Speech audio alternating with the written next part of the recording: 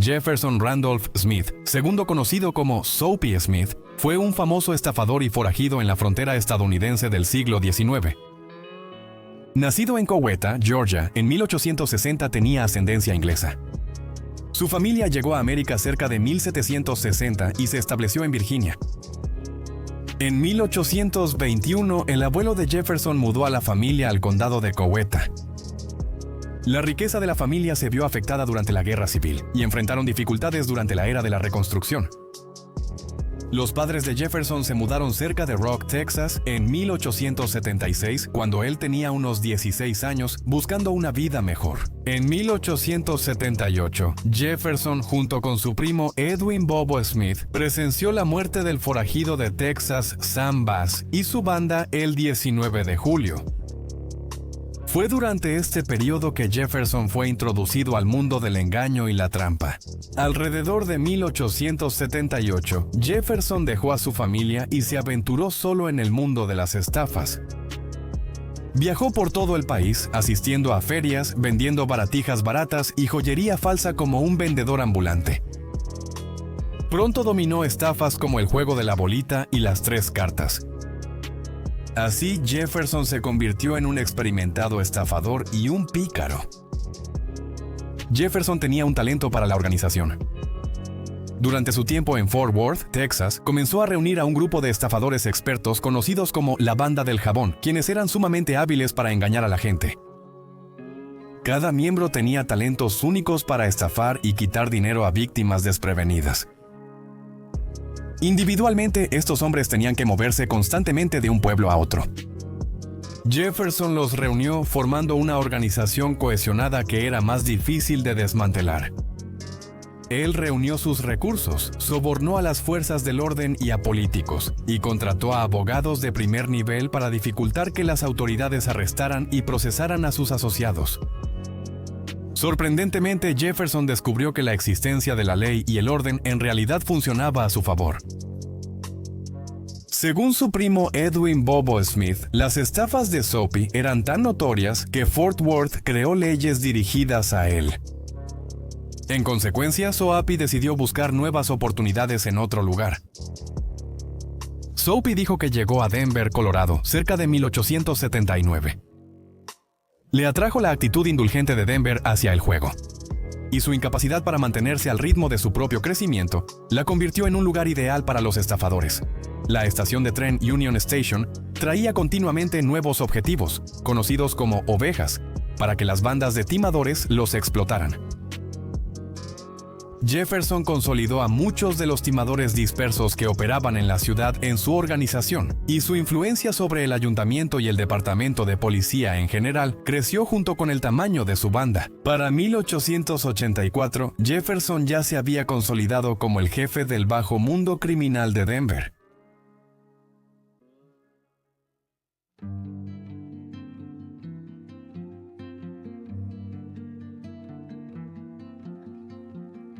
Jefferson Smith había pasado de ser un estafador de poca monta, que viajaba de un lugar a otro, a convertirse en una figura importante en el mundo del crimen organizado. Su banda era bien conocida y tenía una red de vigilantes. Tenían alrededor de 100 personas trabajando para ellos, incluyendo a personas como el reverendo Juan Bowers, que a veces se hacía pasar por un clérigo recto, y el profesor Guillermo Jackson, que fingía ser un experto en minería y minerales. Para protección, tenían pistoleros duros como Texas Jack Vermillion, conocido desde los días de Wyatt Earp en Tombstone, Arizona, y el gran Ed Burns, el líder de una operación de estafas en Leadville, Colorado, junto con otros como Tiro Seguro Tom Cady. Cada uno tenía su propia historia de notoriedad. Los dueños de salones solían recibir parte del dinero de los estafadores por permitirles usar sus locales. Soapy y su banda gastaban dinero en tiendas locales y creaban lazos en zonas céntricas, volviéndose populares entre muchos habitantes. Además, Soapy tenía un acuerdo informal con cada ciudad que elegían como objetivo. Los locales no serían sus víctimas. Esto mantenía su reputación y apoyo en las comunidades donde operaban. Siempre que alguien de la banda del jabón necesitaba ayuda, Jefferson ofrecía apoyo financiero o legal de inmediato. Los miembros de la banda llegaron a estar profundamente devotos de su líder. Incluso los policías en patrulla a veces buscaban la ayuda de Jefferson, especialmente cuando se sentían impotentes. Esto ocurría frecuentemente en épocas de crisis, cuando crecían los problemas financieros. La policía recurría a los apostadores de Denver para ayudar a proporcionar comida a los pobres, y el nombre de Soapy siempre estaba entre los primeros en la lista, rara vez fallando en cumplir. Jefferson se había hecho tan famoso por sus actos de caridad en Denver. Incluso funcionarios respetados de la iglesia tabernáculo del pueblo buscaban su ayuda, aunque sabían de las actividades criminales de Soapy. Durante un recorrido por la ciudad, un funcionario y su grupo encontraron a Soapy. La persona entonces presentó a Soapy como el estafador más infame de Estados Unidos y mi amigo. Los promotores siempre estaban ansiosos por atraer a posibles víctimas a los juegos amañados de Soapy, presentándoles medios engañosos para ganar en grande. Uno de esos esquemas era The Exchange, una firma falsa donde las víctimas invertían en acciones esperando obtener ganancias rápidas. La bolsa estaba amañada a favor de la banda de Soapy, asegurando que solo ellos obtuvieran ganancias del esquema. Jefferson tuvo éxito en su profesión y prefirió manejar sus propios establecimientos de apuestas en vez de pagar cuotas a otros. Él estableció varios salones de juegos, uno de los cuales era el Club Tivoli, ubicado en la intersección de las calles 17 y Mercado. Faro y la ruleta eran juegos populares en su club, siendo Faro el favorito personal de Soapy. A menudo jugaba hasta que se quedaba sin dinero o hasta que el banco de Faro se agotaba. Para aprovechar una laguna legal en sus operaciones de juego dudosas en el Club Tivoli, Soapy colocó un letrero en la entrada que decía "Cavia Temptor", que en latín significa que el comprador tenga cuidado. Lo más probable es que pocos de sus víctimas hayan prestado atención a la advertencia, y aún menos podían realmente leer latín. A finales de la década de 1880, el hermano menor de Soapy, Bascom, se unió a su banda. Jefferson lo puso en una tienda de cigarros que era fachada para otros fraudes. En la parte trasera siempre había cartas listas para cuando los enganchadores de la estación traían víctimas para estafar. Otros negocios fraudulentos incluían tiendas falsas de seguros y loterías, casas de subastas que ofrecían relojes y diamantes de imitación baratos para pujar, y oficinas de inversión minera falsas que vendían acciones de compañías mineras ficticias. Muchos de estos lugares ofrecían cubilete y el juego de las 3 cartas para atraer a víctimas a apostar mientras esperaban servicios falsos. La zona baja del centro de Denver, especialmente la calle 17, entre la estación Union y la calle Larimer, se ganó la reputación de ser las calles de la perdición. Se decía que si alguien podía atravesar este tramo sin ser abordado por miembros de la banda del jabón, estaba relativamente a salvo de sufrir daños financieros. La red de crimen organizado de Jaboncito abrió una oficina en el edificio Chevre, en la esquina de 17 y Larimer, como sede para gestionar sus operaciones. Las víctimas que llegaban de la estación de tren a solo unas cuadras de distancia eran dirigidas a uno de los muchos establecimientos de Jefferson, donde podían encontrar oportunidades de inversión fraudulentas, más juegos amañados o una partida de póker aparentemente amistosa, pero con pérdidas garantizadas. Para cuando las víctimas de Jaboncito salían de sus establecimientos, sus bolsillos normalmente ya estaban vacíos de dinero. Esto pasaba todos los días en Denver entre 1883 y 1895.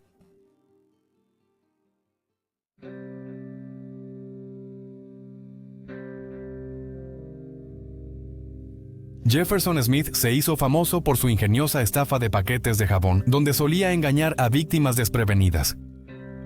Él armaba su exhibición en la acera y promocionaba las virtudes del jabón que vendía. Jefferson afirmaba que algunos de los paquetes de jabón contenían premios en efectivo para aumentar las ventas.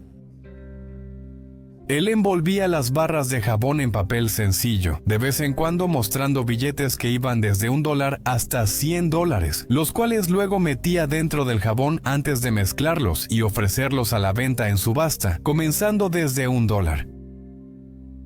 Sin que la multitud lo supiera, entre ellos había cómplices de la banda de Jeff. Estos cómplices eran los únicos lo suficientemente afortunados como para elegir las barras de jabón que contenían dinero. Y al descubrir el dinero en efectivo, el cómplice celebraba en voz alta y se mezclaba entre la multitud, difundiendo la noticia de que había engañado al vendedor de jabón.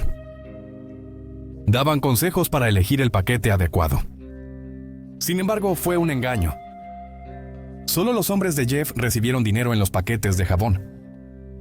En los periódicos, Jefferson y sus asociados fueron llamados la banda del jabón.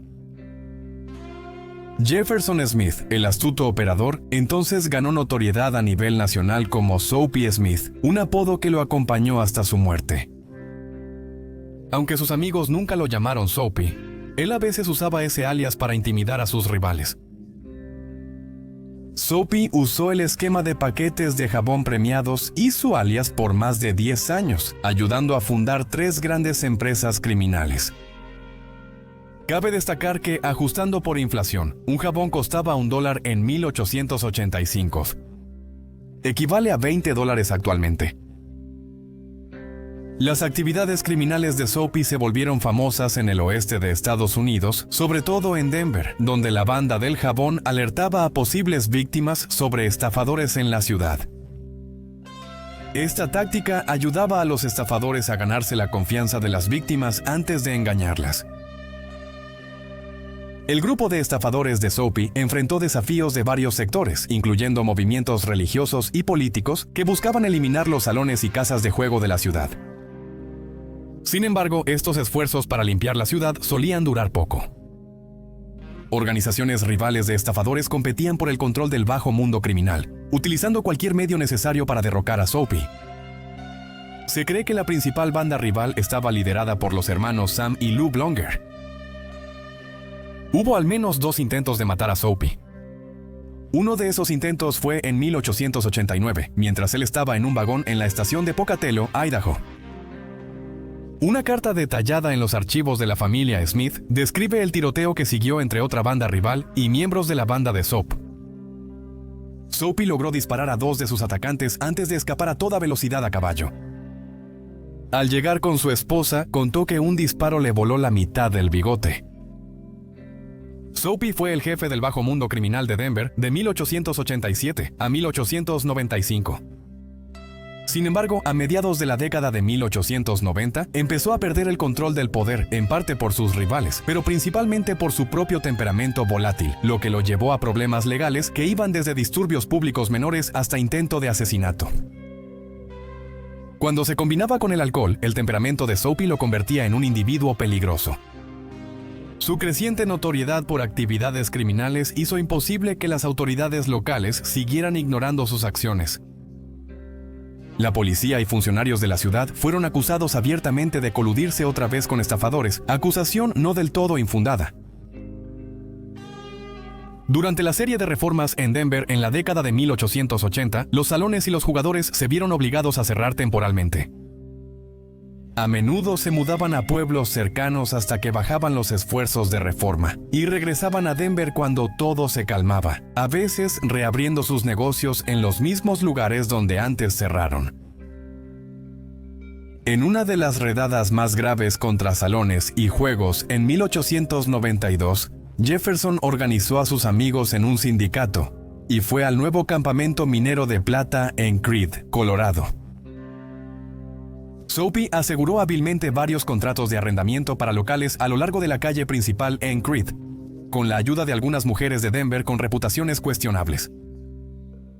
En Creede, también conocido como Jimtown en ese entonces, Soapy comenzó hasta establecer su segundo imperio criminal. Rápidamente se proclamó jefe del pueblo, con control sobre el bajo mundo y los establecimientos de juego que dominaban gran parte del comercio del lugar. Creede funcionaba todo el día, con las luces de salones y negocios nocturnos reflejándose en las empinadas paredes del cañón que rodeaba el pueblo. A pesar del aparente salvajismo y desorden, el crimen violento en Creede era relativamente bajo, en comparación con otros pueblos en auge similares de la época.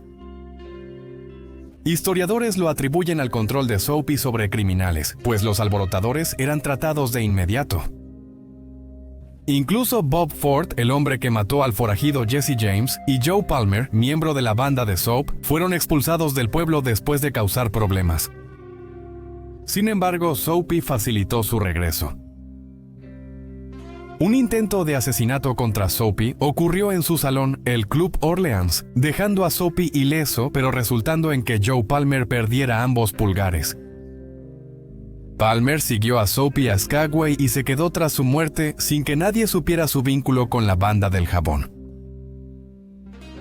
De regreso en Creed, Soapy presentó uno de sus planes más inusuales para ganar riqueza y notoriedad: McGinty, el hombre petrificado. Soapy decía haber comprado a McGinty a unos mineros que lo hallaron cerca de Creed. Después, McGinty fue exhibido por 10 centavos. Sin embargo, Soapy obtenía sus ganancias de los operadores del juego de la bolita y el 3 cartas que entretenían a la multitud, no de las tarifas de entrada. Solo se necesitaba una moneda de 10 centavos para ver a McGinty, pero se cobraban tarifas adicionales por los juegos que se jugaban mientras esperabas en la fila. McGinty se quedó en Creed por un corto tiempo antes de ser trasladado de regreso a Denver. Soapy y otros operadores de salones y casas de juego supieron que Denver relajaba restricciones de alcohol y juego. Denver sufrió financieramente por las reformas, ya que muchos negocios se habían mudado a Creed. Para atraerlos de vuelta, Denver les permitió operar como antes. El regreso de Soapy a Denver fue bien recibido por las autoridades, pues sabían que traería a la mayoría de sus asociados. El momento era perfecto para que los apostadores y dueños de salones dejaran Creed de una vez por todas, ya que el distrito comercial principal de Creed fue destruido por un incendio el 5 de junio de 1892, incluyendo el Club Orleans de Soapy. Aunque Creed trató de reconstruirse, nunca recuperó la prominencia que tuvo cuando Soapy Smith mandaba. Soapy reanudó las operaciones en el Tivoli Club en Denver, continuando como si nunca hubiera sido cerrado, sin inmutarse por los acontecimientos recientes. El gobernador de Colorado, miembro del recién formado Partido Populista, buscaba demostrar su autoridad y la agenda de su partido, comenzando de nuevo con reformas en Denver. Despidió a 3 miembros de la Junta de Bomberos y Policía. Sin embargo, los otros funcionarios corruptos de la ciudad se resistieron, negándose a cumplir con las órdenes del gobernador y provocando un enfrentamiento. Los funcionarios corruptos atrincheraron el ayuntamiento por temor a un ataque y pidieron ayuda a Soapy y al bajo mundo. Soapy sabía que un cambio de poder podría obligarlo a salir de la ciudad, así que prometió su apoyo. Nombrado ayudante especial, Soapy y sus hombres fortificaron el ayuntamiento de Denver y se prepararon para defenderlo. Se hicieron bombas caseras de dinamita para frenar a las tropas, mientras policías y bomberos armados esperaban en los pisos bajos. Las tensiones crecieron mientras las multitudes esperaban un conflicto. La milicia estatal llegó con artillería, cañones y ametralladoras Gatling, colocándolos frente al ayuntamiento. Se emitieron órdenes de atacar y luego se retractaron a lo largo del día, en medio de temores de bajas civiles. Finalmente prevaleció la calma y el enfrentamiento terminó pacíficamente. La celebración de Soapy y sus aliados por la victoria fue breve. Denver estaba cansado de la influencia criminal en el ayuntamiento, lo que llevó al eventual cierre de los juegos de azar dentro de los límites de la ciudad, aunque todavía persistían de manera clandestina. Soapy luego aprovechó su estatus de alguacil adjunto, organizando redadas falsas en sus propios establecimientos de juego. Estas redadas coincidían con el momento en que las víctimas ya habían perdido su dinero, ofreciéndoles una salida a cambio de abandonar la ciudad de inmediato y renunciar a sus pérdidas. Cuando las fechorías de Soapy atrajeron la atención pública, su corrupción empezó a desmoronarse. En 1895, Soapy y su hermano Bascom estuvieron involucrados en una violenta pelea con John Hughes, un propietario de cantina rival, lo que resultó en heridas graves. Bascom fue arrestado y condenado, mientras Soapy huyó para evitar el juicio. Pese a intentar evadir la justicia y ayudar a su hermano, Soapy terminó como fugitivo. Pese a rumores de su regreso a Denver, él fue cauteloso para evitar ser arrestado. Y con la partida de Soapy, los hermanos Blonger asumieron el control del bajo mundo criminal de Denver de una vez por todas. Soapy inició su aventura en Alaska en 1896, motivado por los reportes de nuevos hallazgos de oro. Anticipando una nueva fiebre del oro en la remota naturaleza, buscó oportunidades para establecer su tercera empresa criminal. La fiebre del oro de Klondike de agosto de 1896 causó revuelo en todo el país, aunque las noticias llegaron al continente hasta 1897 con los envíos de oro a San Francisco y Seattle. La fiebre resultante trajo una avalancha de buscadores de oro al punto más cercano al Klondike, Skagway. Soapy llegó temprano en el desarrollo de Skagway, alineándose rápidamente con los negocios locales y buscando tomar el control, tal como lo había hecho en Denver y Crete. El estrecho sendero hacia el interior, atascado por la estampida de buscadores de oro, presentaba condiciones ideales tanto para empresarios legítimos como para estafadores. Barcos, frecuentemente guiados por capitanes inexpertos, llevaban pasajeros por aguas peligrosas. Al llegar, pasajeros y carga se descargaban rápido para agilizar el regreso del barco. Skagway, repleto de recién llegados, se asemeja a un hormiguero agitado, lleno de actividad. Una oficina de telégrafos fraudulenta suele operar aprovechándose de personas que buscan enviar mensajes a sus seres queridos desde un lugar lejano o remoto. En este esquema, el estafador, haciéndose pasar por un empleado legítimo, cobra una tarifa por enviar los mensajes y recopila los datos necesarios de la víctima desprevenida.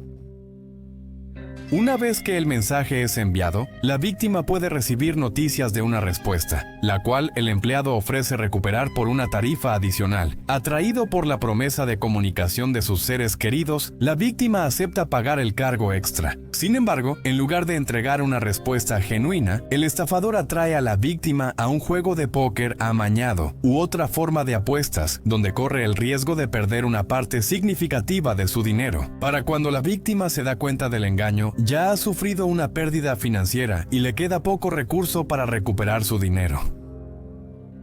Esta manipulación del deseo de comunicarse explota la vulnerabilidad de quienes están lejos de casa, dejándolos engañados.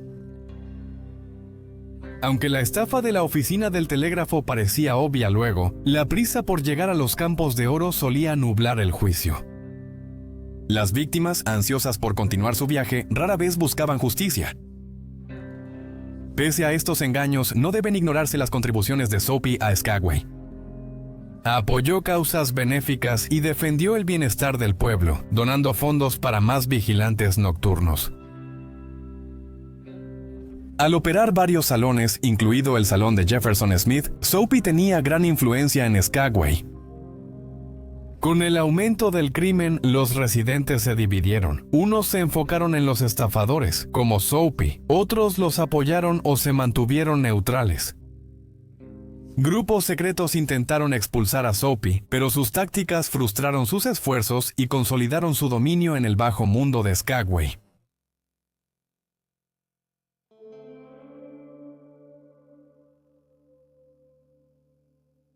El hundimiento del Maine en La Habana en 1898 desató patriotismo en Estados Unidos. El presidente McKinley convocó voluntarios para participar en el conflicto contra España. Soapy, muy patriótico, formó un grupo de voluntarios llamado Compañía Militar de Skagway. Lo eligieron capitán en la reunión inicial y enviaron actas y cartas al gobernador de Alaska y al presidente de Estados Unidos, ofreciendo los servicios de su ejército. El capitán Smith obtuvo permiso oficial del Departamento de Guerra para entrenar a su ejército en el Fuerte San Miguel, Alaska, pese a su lejanía. Mostró con orgullo el documento en la sala de Jefferson para que todos lo vieran.